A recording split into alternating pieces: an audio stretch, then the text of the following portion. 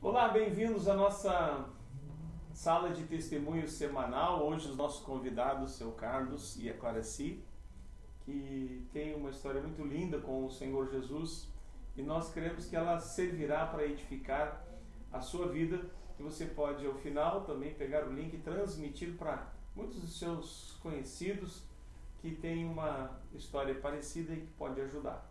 Então nós vamos começar pelo Carlos, ouvindo um pouco da sua história. Eu primeiramente agradeço muito ao pastor, à igreja, agradeço a Deus por essa oportunidade. Que esse convite para mim não foi da igreja, não é do pastor, não é dos irmãos, mas é um convite de Deus. No contexto da minha história, começando pela minha vida, eu venho de um lar, digamos assim, que é um lar misto, onde minha mãe, eu tenho como ela foi uma católica, né? Também não praticante. Meu pai pendia mais para o lado do espiritismo, porque já vinha da família dele, uma irmã dele tinha casa de umbanda, né? Então a gente, desde que eu me conheço por gente, a gente frequentava o centro, frequentava a terreira, frequentava a casa dessa minha tia, frequentava uma outra casa lá e tal. E aí depois, mais tarde, eu venho me encontrar por volta dos 12, 13 anos, venho me encontrar com a Igreja do Evangelho Quadrangular, na cidade onde eu morava, Passo Fundo. Tinha uma vizinha nossa que frequentava a igreja, convidava a gente, então eu mais outro meu irmão, com diferença de mais 2 anos e pouco, a gente acabamos indo para a igreja, né? E acabamos nos batizando, eu e meu irmão, em torno de 13 para 14 anos. Mais tarde, acho que um ano e pouco depois, meus pais se separaram, porque meu pai, quando eu nasci praticamente, ele começou a beber depois dos 40 anos, depois de nego velho, né? E aí a família se desintegrou, tipo aquela família, aquele regime familiar, pai e mãe, né? O alcoolismo é o mal de toda a família, né? A gente vê pelos testemunhos que a gente ouve aqui que a maioria dos testemunhos vem do pai alcoólatra, né? Vem daquela família alcoólatra que destrói a família. E eu, naquele contexto assim, eu me criei pensando que para minha família não queria aquilo. Eu não queria ter vício de álcool, fazer o que ele fazia, né? Andar nos botecos, andar nas esquinas, tomando aquele aperitivozinho, jogando conversa fora. Eu achava aquilo ali o fim da picada, eu como criança, né? Então eu me criei com aquilo ali. E aí mais tarde, aí depois eu fui morar com a minha mãe, ela foi embora para Curitiba, e aí lá também, mais para o interior, depois do Paraná ali, eu encontrei a igreja de novo lá, a igreja do Evangelho Quadrangular, e aí frequentava, nós tínhamos grupos de jovens, era bonito aquilo, participava assiduamente, né? Aí mais tarde eu voltei para cá, para Canoas de novo, porque vim me alistar na aeronáutica, e aí depois eu acabei me perdendo, né? Acabei me perdendo, e aí hoje eu tenho a convicção de que Deus nunca me abandonou. Tenho a convicção que Deus nunca me abandonou. É a gente que abandona Ele, a gente que se desvia do caminho, mas Ele está sempre ali, ó, sempre ali, e na hora certa Ele vai buscar a gente, né? Aí entrei no quartel e tal, morava na casa da minha irmã aqui, a minha mãe tinha ficado lá ainda, depois, mais tarde que ela veio com os outros meus irmãos. Nós somos uma família de 8 irmãos, são os dois mais velhos falecidos, um do meio que faleceu quando era criança, e daí somos agora eu e mais 3 irmãs, né, que são vivos ainda, na faixa dos 70 anos, né? Então alegria, a gente conversa, a gente troca ideia, a gente conta casos, e aí elas como mais velhas, elas contam casos, né, do pai e da mãe e tal, a gente conversa sempre. E aí depois nessa faixa aí ali por 75, 76, 1975, 76, eu vim conhecer a dona Claraci, através de uma fotografia, né, através de uma fotografia que a irmã dela me mostrou, que morava do lado da casa da minha irmã, e eu disse para ela, eu vou casar com a tua irmã. Né? E, né, inclusive amanhã vai fazer 43 anos que a gente está namorando. Que a gente começou a namorar em 5 de junho de 1977. E aí depois vem os filhos, né? Claracy, fale um pouquinho da sua história, onde você nasceu, em que contexto familiar você cresceu e se desenvolveu. Depois do casamento. Na verdade, eu nasci numa família assim muito bem de vida. Meus avós tinham muita terra, eles construíram igreja, escola nas terras para os filhos, que eles tinham bastante filhos. Mas a separação da minha avó com meu avô, ele faleceu com leucemia com uns 40 anos. Aí, o que acontece? Os filhos começaram a destruir o que tinha feito. A minha avó começou numa casinha de barro, de chão varrido, colhendo tabuinha para fazer a próxima casa. E assim eles foram crescendo, colhendo plantas, vendendo na cidade de carroça. E assim eles enriqueceram. Mas os filhos, infelizmente, por causa da bebida, vício, botaram tudo fora. Mulherengos, iam para a cidade, levavam as mercadorias, não traziam nada de volta, botavam tudo em farra. A minha mãe, coitadinha, se cansou, né? Da beberragem, da judiaria, da roça. E se separou do meu pai umas 6 vezes, ela me conta hoje, né? A gente se separou umas 6 vezes, mas eu vi que não dava mais. E quando ela foi embora, eu ainda mamava, eu ainda era nenê.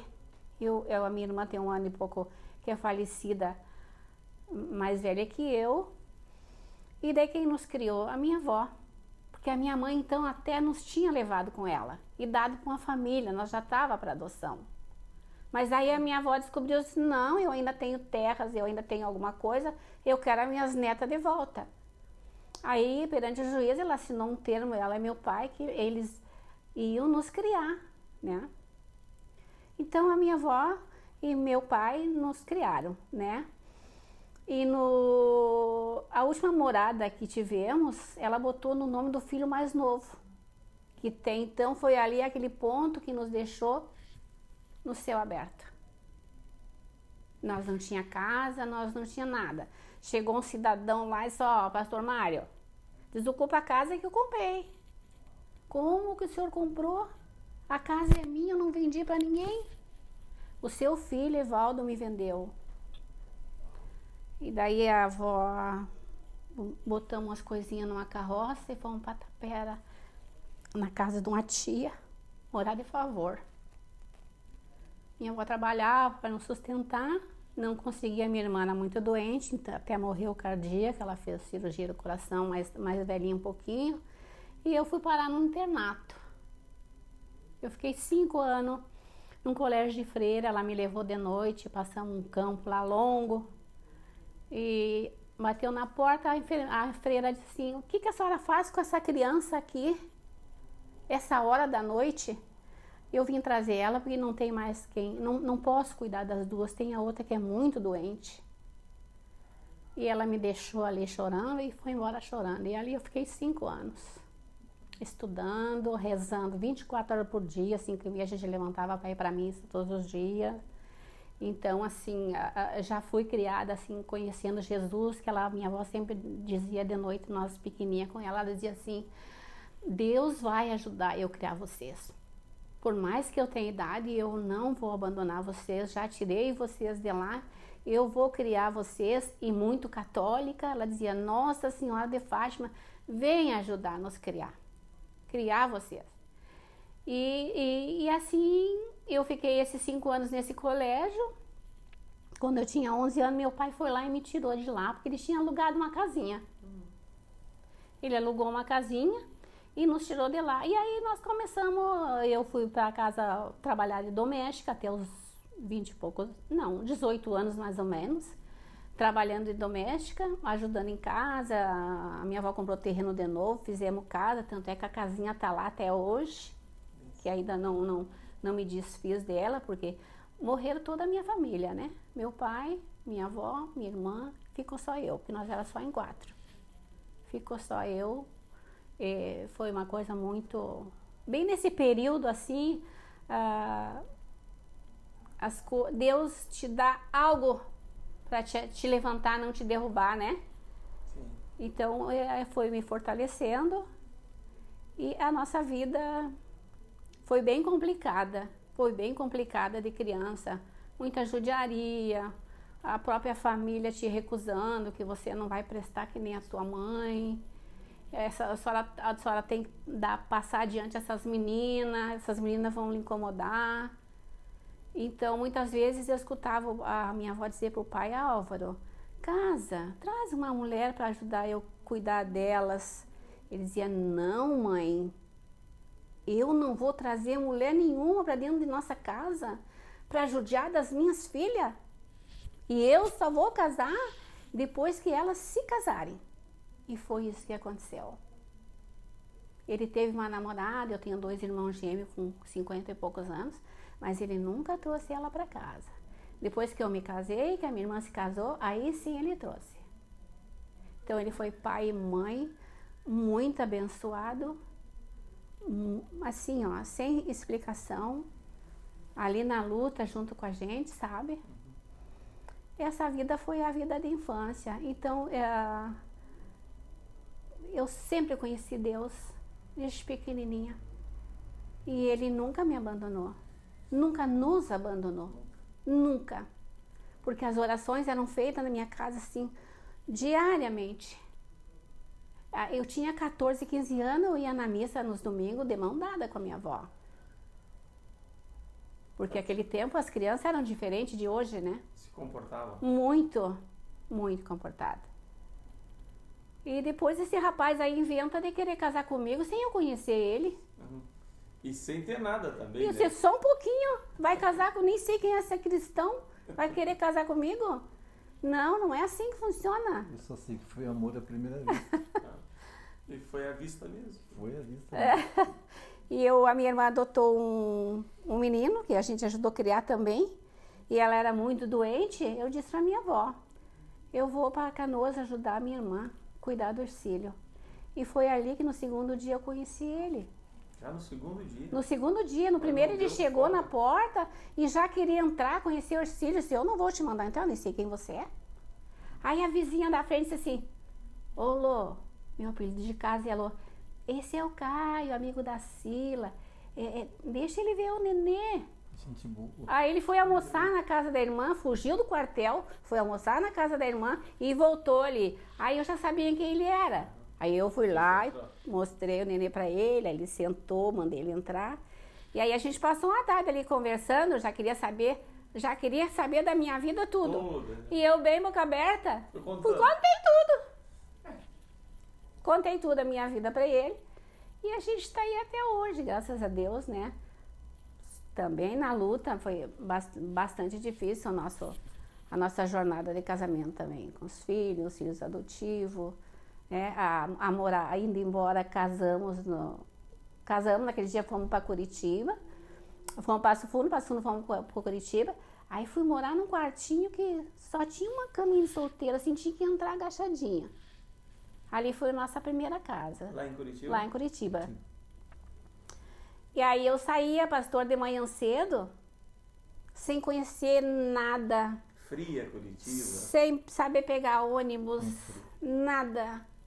Eu bati em porta de hospital, asilo em asilo, porque enquanto eu namorei ele 1 ano e pouco, eu fiquei na geriatria Dr. Kiefer, aqui na Praia de Belas, em Porto Alegre, morando ali. Porque daí a menina me deixou, resolveu, voltou pro interior.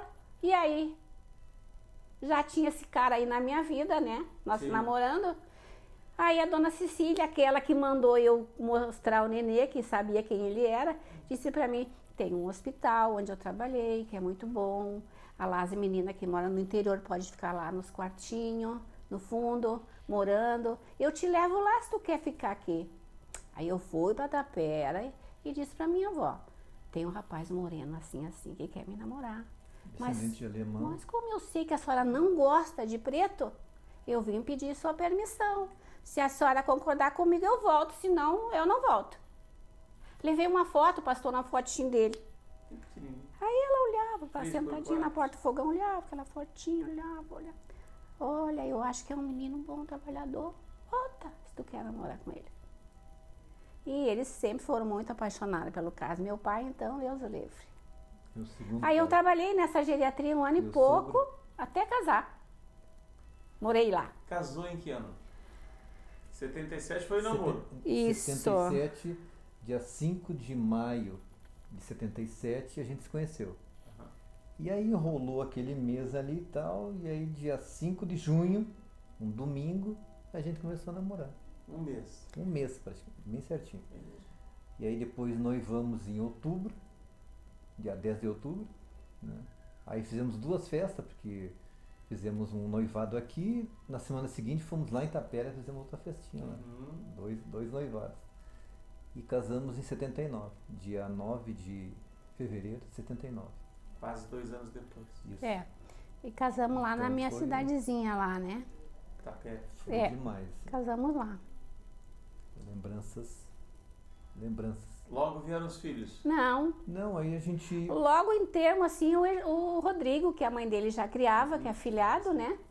E daí nós fizemos a tutela, posse e guarda dele até a maioridade, que ele praticamente está conosco até hoje, que tem quase 50 anos, tem 49, 49? 47. 47.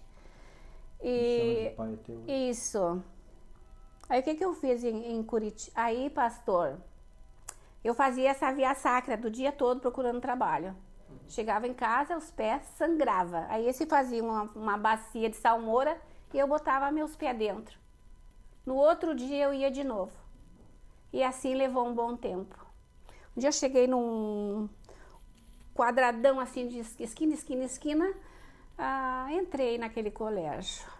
Me sentei uns bancos grandes assim na pracinha assim no meio do colégio. Me sentei ali, tirei o calçado, os pés já não tinha mais couro, né? Já tava tudo, caía a casca, voltava de novo. Aí veio uma irmã de cinza e disse pra mim: "Bah, minha filha, o que você tá fazendo aí sentadinha?" Aí sai, irmã, senta aqui que eu vou conversar com a senhora. Eu sou gaúcha, sou assim, tô procurando trabalho, trabalhei numa geriatria, né? E contei um pouquinho da minha história pra ela. A senhora tem um emprego pra me dar aqui? No que tu quer trabalhar? A senhora pode me botar na horta, na lavanderia, no jardim, na cozinha, aonde tiver alguma coisa. Na enfermagem, aonde tiver, eu tô agradecendo a Deus que se a senhora me ajudar. Fica calma, minha filha, vai pra casa e amanhã cedo, 7 horas, tu esteja lá na outra portaria. Foi aí que eu entrei pra enfermagem, a irmã Maria me acolheu e disse assim: você vai fazer o auxiliar, você vai iniciar na enfermagem como atendente e vai estudar. E eu fiquei nesse hospital 4 anos. Aí eu estudava, trabalhava de noite, estudava de manhã, fazia estágio de Que tarde. idade tinha, parece? Eu tinha 20... Que idade? 23. 23 anos, né? Tô vendo que é o contrário. Bom de datas. Não, eu não sou nada. É, Não normalmente sou é o nada. contrário. Mulher que é boa de data, né? Por isso que eu digo para o senhor, me pergunte que eu vou respondendo. 23 anos, aprendeu uma profissão e já saiu trabalhando como técnico de enfermagem. Já fiquei ali trabalhando, trabalhei 4 anos ali naquele hospital. Adotei a Verônica ali, fui buscar em São Lourenço do Oeste, Pato Branco, através da enfermeira Verônica, porque como hoje eu sei que a tireoide inibe uma gravidez por causa dos hormônios, e eu fazia muito tratamento para engravidar, não engravidava, Deus bom, tá nas mãos de Deus e eu não vou fazer mais nada. Adotei a Verônica, fomos buscar ela em São Lourenço do Oeste, e daí eu disse para a mãe da Verônica assim, ela já estava grávida de novo, a Verônica tinha 1 mês. Eu disse para a senhora que pegou a Verônica para mim, que eu não conhecia a mãe dela. Quando nasceu o outro bebê, a senhora me chama que eu venho buscar, cria os 2 irmãozinhos junto. Aí quando ela me deu a notícia que ela tinha perdido o gurizinho, eu já estava grávida da Cíntia. Que são minhas 2 filhas, que é a Cíntia e a Patrícia, são nossas filhas biológicas, né? E daí criei a Verônica e a Cíntia, bem dizer, Juntos? sim, 2 nenê, né? Aham. Então, E daí quer dizer, os depois- 2 primeiros eram adotivos, Sim, Sim. né? sim. E daí depois veio quando a gente pegou a Verônica, 1 ano e 6 meses, 6 meses depois ela engravidou. Isso. Quer dizer que ela nasceu 1 ano e 6 meses depois. Uhum. E aí criamos 2 juntas. E aí depois, 6 anos depois, veio a Patrícia. É. Ah, bem Veio depois. assim Veio bem pra, depois. né, pra bagunçar tudo, bagunçar tudo que aquela coisa que tinha em casa, ela bagunçava. Parecia um guri, parecia um guri. Foguete. Foguete. Desmanchou a estante de brinquedo das outras e tal. E aí, estamos aí. Depois, né, claro, aí, em todo esse contexto depois do casamento, né, as três filhas, mais o guri, né, ele praticamente mais com a mãe, né, Uhum. aí depois ele casou, separou, e nessas casa separa, surgiram 4 6 meninas e 2 guris, 6 que filhos. são os Sim, nossos são netos do Fisiológico, coração, né? É. E agora mais o da Verônica, que tem 1 ano e 2 aninhos. O Pedro. Também. E aí temos uma que é biológica, que é filha da Cíntia, mora lá em Santa Catarina agora, com a Florianópolis, com a Cíntia. Mudou um pouco pra lá, né? E está fazendo técnico de enfermagem também. Né? Trabalhando Assim, de cuidadora. Foi muito cuidadora, bom ela ter ido foi pra muito lá, boa né? ter ido com a mãe, né? Tava junto com nós ali e tal, aquela coisa de vó, não é a mesma coisa que a mãe e tal, o vô. A gente cuida e puxa, porque eu sempre puxei, né? Sempre fui né? Mas não é a mesma coisa que estar com a mãe. Não tem, o pai anda por aí, né? Mas a mãe tem que estar junto com a mãe. A mãe que organiza a vida do filho, da É, criança. E aí depois, nesse contexto todo, o tempo passou, né? Porque a gente pensa no trabalhar, prover, trabalhar e prover e tal. E aí daqui a pouco eu me vejo dentro de uma terreira de Umbanda novamente, né? Esse meu irmão que faleceu, ele também se perdeu assim, ó, numa situação bem difícil, né? Que eu sinto até hoje, assim, ó. Ele se envolveu com essa terreira e aí que ele fazia assim, ó. Ele brigava se desentendia numa casa de religião, ele saía dali e ia para outra. Aí saía dali e ia para outra, saía dali e ia para outra. Até que sofreu um acidente, ficou 4 meses em coma e faleceu. Né? E aí, de repente, eu me vejo dentro de uma terreira. Claro, hoje eu penso assim que foi uma coisa, né? Hoje eu penso diferente, mas no momento lá era uma situação, né? E aí eu pensava assim, ó, eu jamais vou fazer, logo que entrei assim, conhecendo assim, ó, né? Era uma terreira de Umbanda, eu jamais vou fazer aquele ritual de sangue, né? Colocar sangue na cabeça, aquela coisa, isso eu não vou fazer. Por quê? Porque eu sabia que ele fazia isso e no meu modo de vista era errado isso, né? Então eles faziam aquele batismo, aquela consagração com ervas, então até aí tudo bem. Mas mesmo assim, mesmo ter passado 15 anos lá, hoje eu penso assim que não era meu ambiente aquilo lá, não era meu ambiente. Mas o tempo foi passando, vai passando, até que em 2015 eu senti que estava muito pesado. Aí faleceu os matriarcas, né, da terreira, faleceu a senhora, depois faleceu o senhor, e aí ficou só a filha de chefe, né. Aí em 2016, eu já estava assim em 2015 ali pensando, não, em 2016 eu vou fazer uma coisa diferente, eu vou pedir uma licença, eu vou estudar, vou pensar em estudar, vou fazer alguma coisa assim, ó, pra mim, né, porque eu senti que aquele ambiente já estava passado. E aí em 2016 conheci o Lucas, que o senhor conhece muito bem, né? Sim. Meu genro querido, do coração. Enquanto eu não fui fazer faculdade, terminar as matérias que eu tinha para fazer faculdade, ele não parou de me cutucar e tem que fazer e tal. Aí fiz aquelas matérias em 2016 e em 2017 eu entrei na faculdade, né? E realizar o sonho de 40 anos atrás. Com que idade tu começou a faculdade, Carlos? 59 anos. Faculdade de?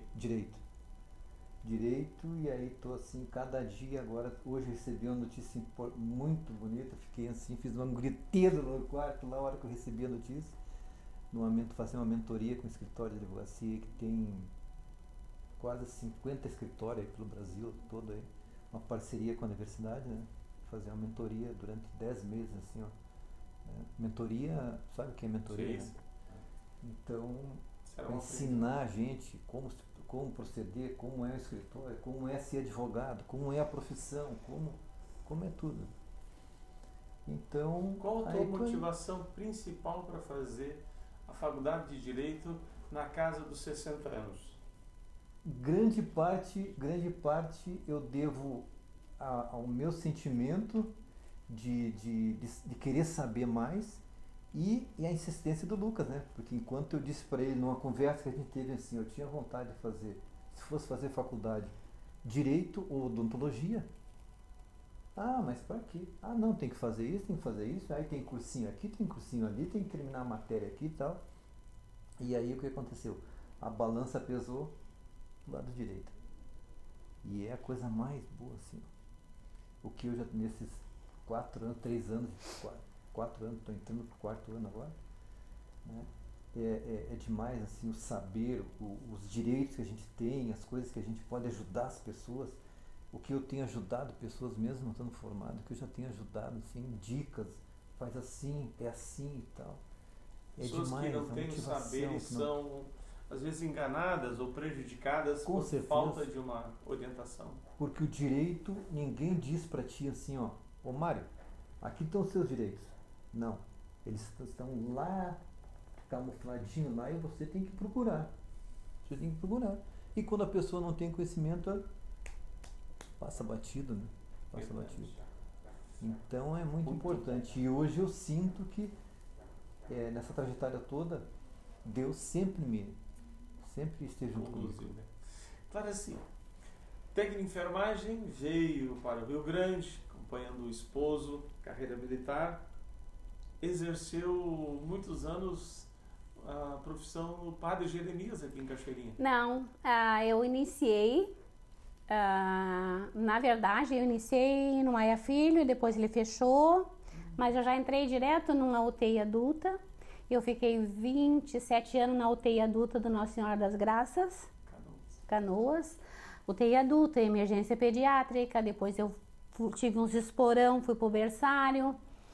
Aí em 98 reabriu o Padre Jeremias, que é um braço do Instituto de Cardiologia de Porto Alegre. É deles lá, sim, né? E daí a gente veio reabrir. Aí nós íamos, já estavam ali o pessoal funcionando, nós íamos fazer umas vacinas, na campanha de vacina, nós saímos do plantão muito frio, muita chuva, e nós ficamos uns 4, 5 colegas assim, vamos vacinar o pessoal de Cachoeirinha, vamos lá vacinar, a enfermeira nos convidou e a gente saiu do plantão ali e vamos lá fazer o trabalho. E nos convidaram para trabalhar ali. Então, ali a gente iniciou, reabriu. Nós abrimos o Padre Jeremias, então às vezes a gente brincava que cada tijolinho que tinha ali a gente tinha montado, né? Eu fiquei ali 15 anos depois que me aposentei, no caso, né? Me aposentei em 2005 e entrei em 98 ali, me aposentei em 2005. Eu fiquei 8 anos em 2 hospitais à noite e aí eu fiquei só no Padre Jeremias até 2015, trabalhando. E além de toda essa função, tinha casa, tinha filho, o meu pai tinha uma UTI na minha casa para ele, que nós cuidamos dele até falecer, que foi bastante pesado.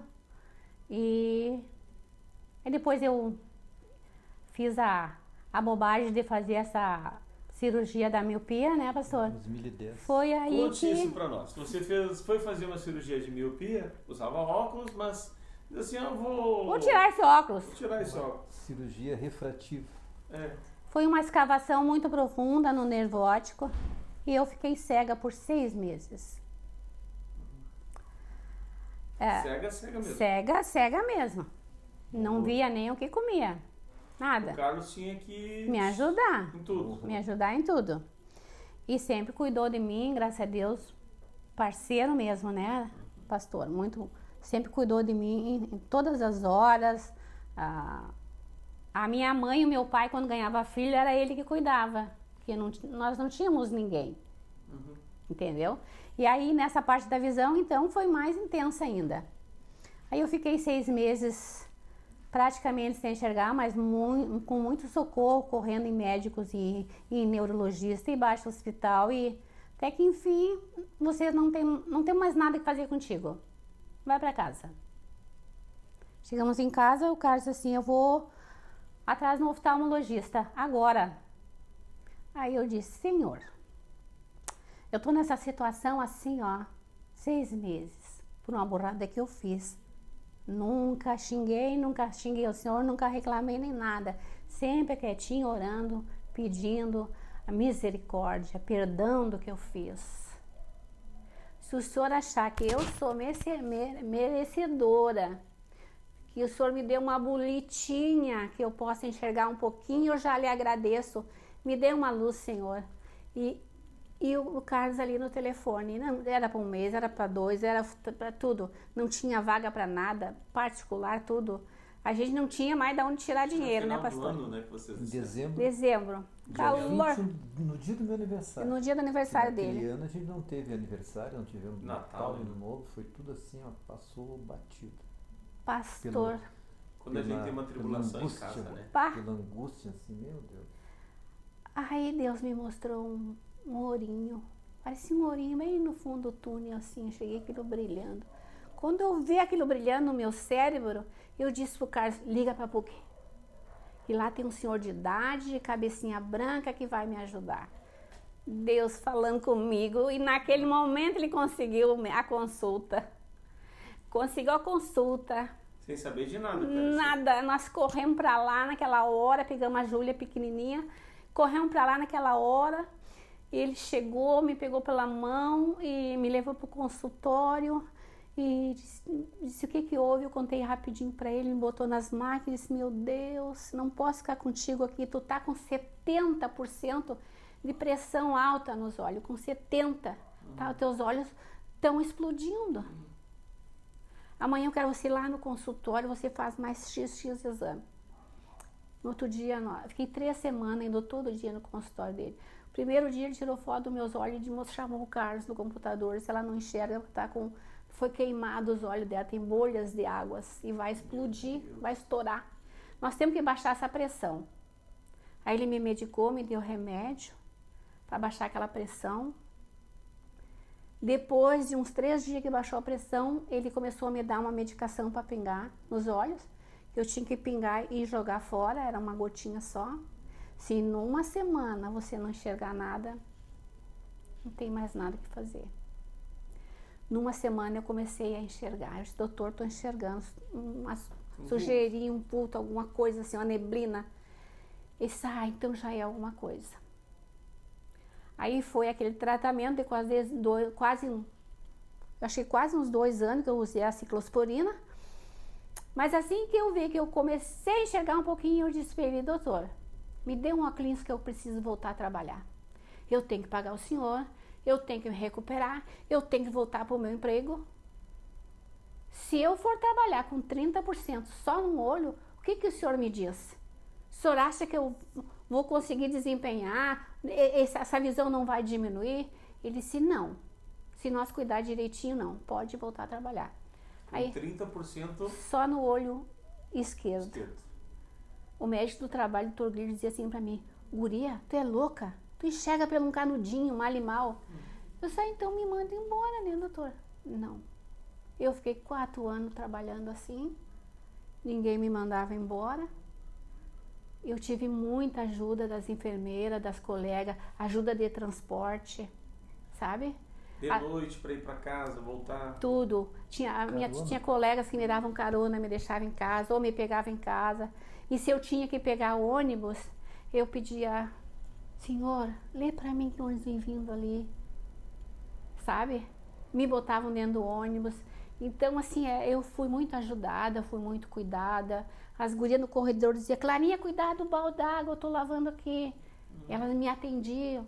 Às vezes onde é que tu vai? Eu disse, não, vou pro posto. Enfermagem, fui atender a paciente. Volta que o posto é aqui. Então, não foi muito difícil. Muitos apoios ao teu redor. Muito, assim. muito. Tu trabalhou 5 anos enxergando 30% de um olho só. De um olho só. Mas me disseram que você era quem impulsionava. Era eu que impulsionava, porque as minhas colegas, elas perfuravam demais Errava. a minhas pacientes. E daí elas se queixavam para mim, Clarinha, eu tô toda picada, não deixa mais. Mas eu não contava para elas que eu só tinha 30% de visão. Não queria que elas ficassem com medo, normal. Não queria que elas ficassem com medo de mim, né? Aí eu ia só no tato, né, pastor? Eu achava com o dedo e ali eu posicionava elas, botava uma abacate bem potente e dizia, cuida até amanhã quando eu chegar. E era Deus que me guiava. O Espírito Santo estava comigo o tempo todo. Imagina. Né? Se com visão perfeita elas custam achar veia e, né, botar ali. Você trabalhou 5 anos assim. Praticamente quase 5 anos. Inverno, noite, frio. Tudo. Frio, chuva. Tinha o propósito de pagar o... Eu queria pagar o médico. Uhum. Né? Mas só que ele disse assim pra mim, se eu te cobrar, tu vai ter que me pagar o preço de um carro novo. Só, ai meu Deus, mas eu vou fazer um carnezinho, então, doutor, eu vou lhe pagar. Disse, não, eu ia todos os dias, depois eu ia de 15 em 15, mês em mês, aí foi passando. Aí quando eu comecei de 15 em dias, ele disse, sim, eu vou começar a te cobrar meia consulta. E ele me cobrou meia consulta, acho que até uns 2 anos atrás, ou 3 anos atrás, mais ou menos. Hoje eu pago uma consulta para ele inteira, que são R$400, eu vou de 6 em 6 meses. Mas eu só vou para ele ficar rindo para mim.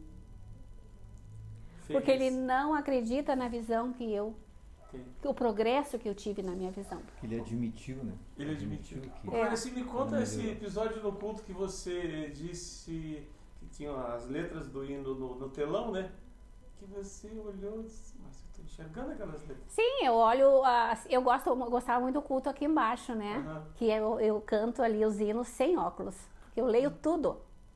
Sem óculos. Esse óculos aqui é bem pouquinho grau. É mais para perto um pouquinho, mas eu leio para perto, eu leio longe, eu ando em casa sem óculos, né? E então assim, ó, o telão lá em cima na Igreja Nova tem mais dificuldade com a claridade, né? Mais clarinha a parede. Um dia eu fui lá e disse pro rapaz, bota umas letrinhas pretas lá, porque eu quero cantar, eu quero louvar Deus, eu quero cantar. Eu passo o dia inteiro em casa assim, né? Eu quero enxergar sem óculos. E procuro óculos. Cara, cadê meu Eu perco. óculos? Cadê meu óculos? Ai, perdão. Sei. Eu perco os óculos dentro de casa, eu não acho. Porque eu largo ali, né? Depois eu quero fazer alguma coisinha, né? Então, graças a Deus. E eu tive uma coisa boa, que é bom as pessoas compartilhar, assim, né? A fé. A fé. Fé não pode te largar, você não pode largar dela de jeito nenhum. Todo dia tem que fortalecer. Porque eu sonhei, eu tive um sonho de muitos brilhos que eu enxergava. E na igreja em Bé, onde eu participo, que eu digo que é minha igrejinha, a pastora disse assim, o que você tem, que você entra de arrasto aqui procurando as cadeiras para sentar? Eu contei rapidinho para ela. Eu disse, pastora Valéria, Deus já desligou o telefone para mim, não me ouve mais. Mas enfim, eu vou ter que sobreviver com o que me restou. Ela me puxou pelo braço, me levantou da cadeira, me botou no meio de 2 senhores e ela disse para mim, Deus não desliga o telefone para ninguém.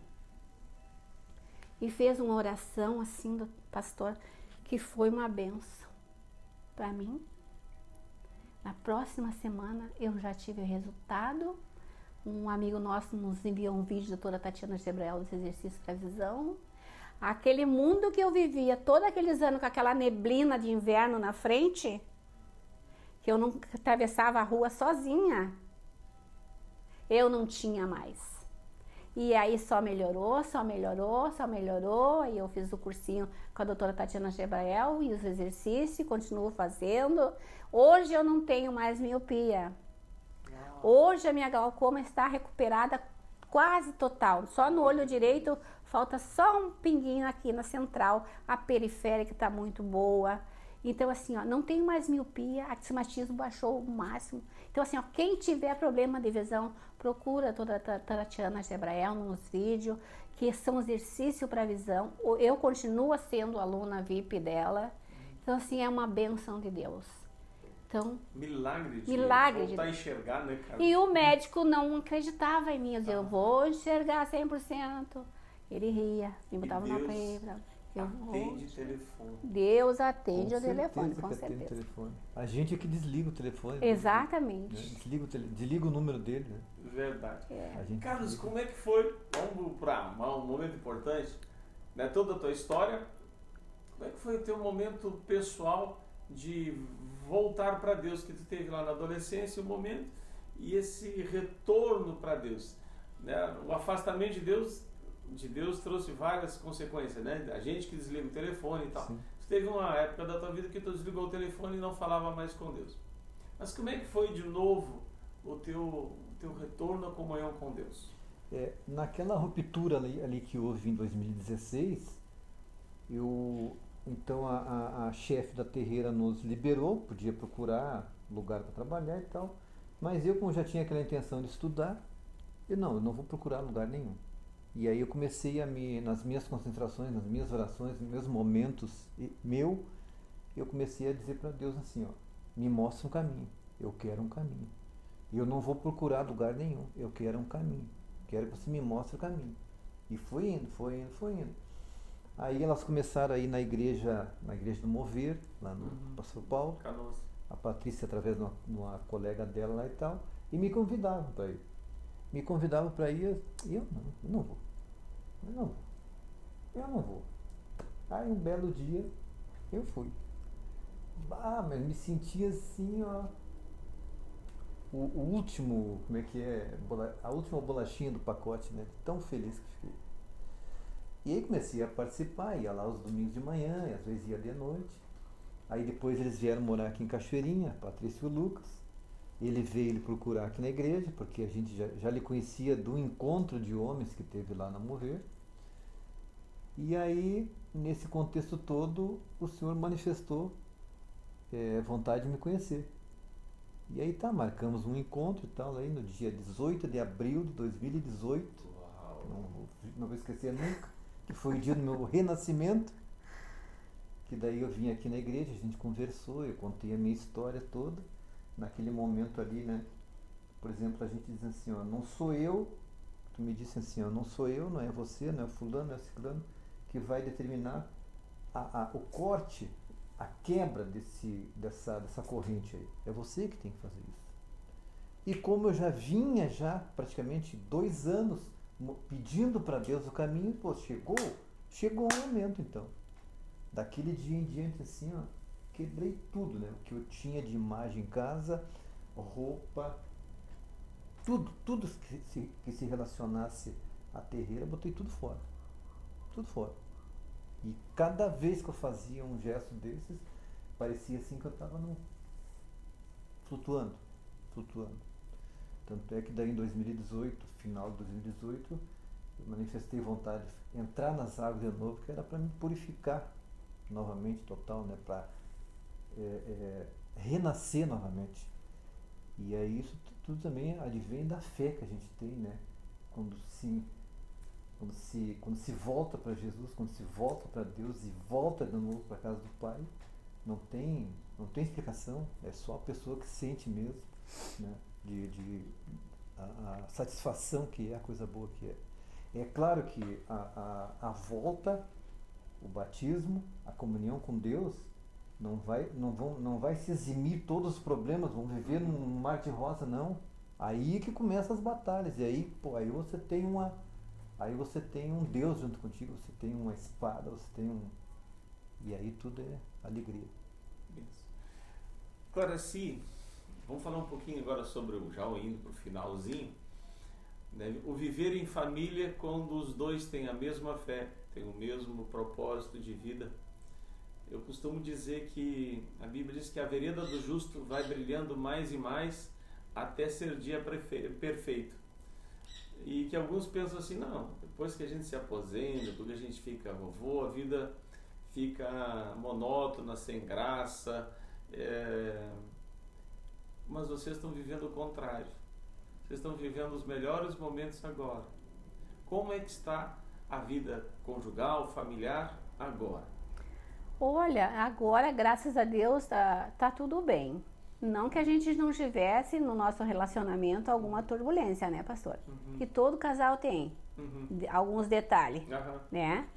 Mas a gente, assim, nós somos um casal que a gente nunca brigou nem nada. Se um tá bravo, o outro fica quieto, né? Mas coisas pequenas.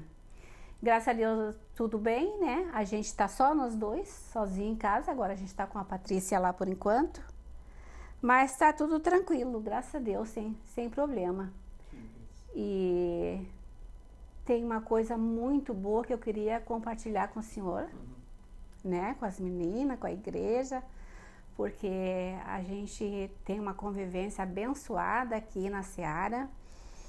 O Senhor é nosso pastor que nos orienta, nos cuida, nos protege, nos dá sabedoria, inteligência.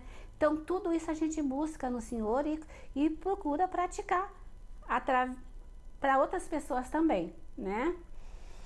Eu não posso me queixar que eu sou uma órfã de mãe, porque eu ganhei 3 mães.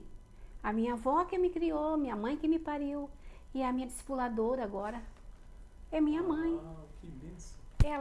Ela me faz tão bem a minha Leila, discipuladora, que eu digo que ela é minha mãe. Mãezona, é verdade. E depois nós temos também a nossa célula, que é uma benção, a nossa célula pequenininha, né?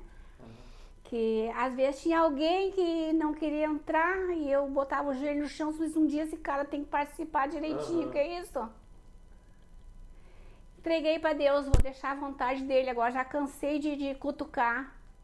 Hoje é ele que chama o pessoal da célula, né? E eu tive uma orientação também que, pelo um pouquinho do conhecimento que eu tenho, porque o senhor vê que há 30 anos eu orei sozinha, né? Na minha casa, com meus filhos, que ninguém queria orar comigo, eu mudei de igreja, então aí eles caíram na real, então não faz muito tempo, né?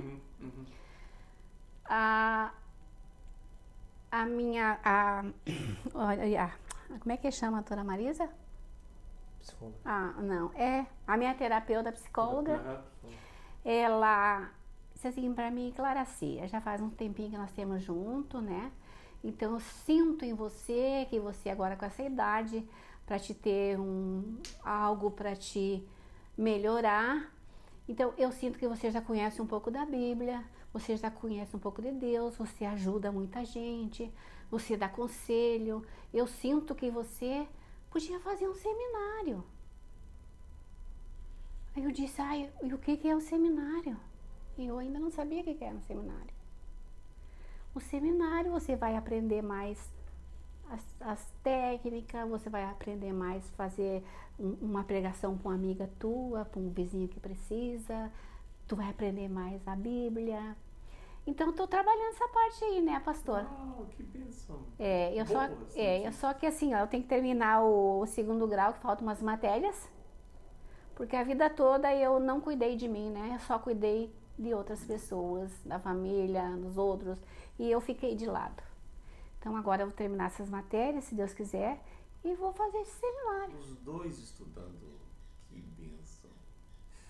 Carlos, que palavra tu dirias para a atual geração, aproveitando toda a experiência de vida e experiência com Deus? Nós temos muitos que estão nos ouvindo e dizem assim, o que tu dirias para esses que estão ainda tateando, dando cabeçada, vivendo assim como se tudo dependesse do seu braço pessoal e achando a vida ruim, pesada? Que palavra tu dirias? Eu acho que os jovens de hoje têm uma mentalidade totalmente diferente mesmo, que eu diria que tem que perseverar, tem que buscar, tem que procurar Deus, ter comunhão com Deus, porque sem Ele a gente não consegue nada, né?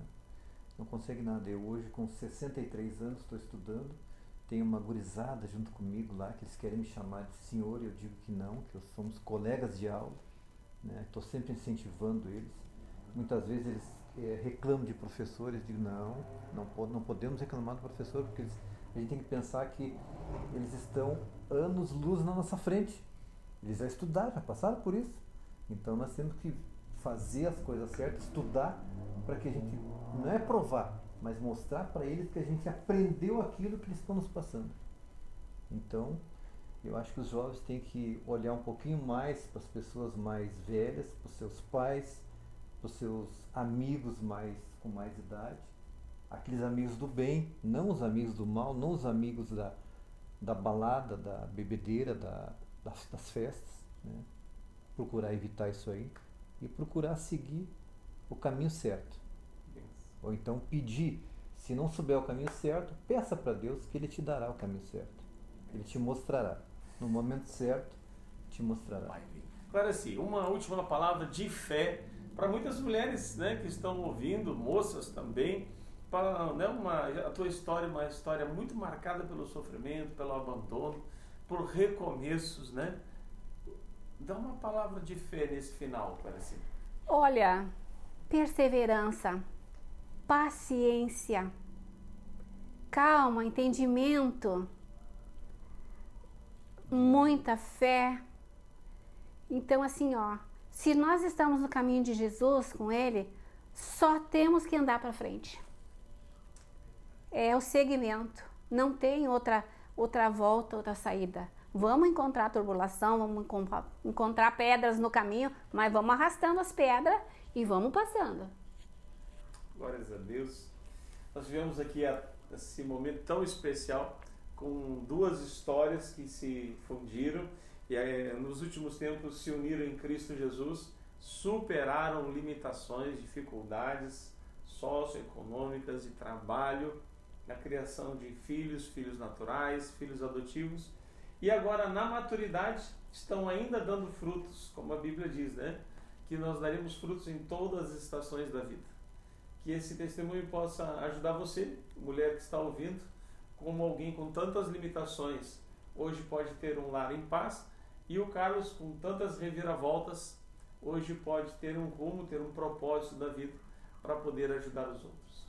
Que Deus abençoe. Muito obrigado, Clarice. Obrigado, Amém. Carlos. Glória a Deus. Aleluia, Senhor. Que Deus esteja sempre conosco, né?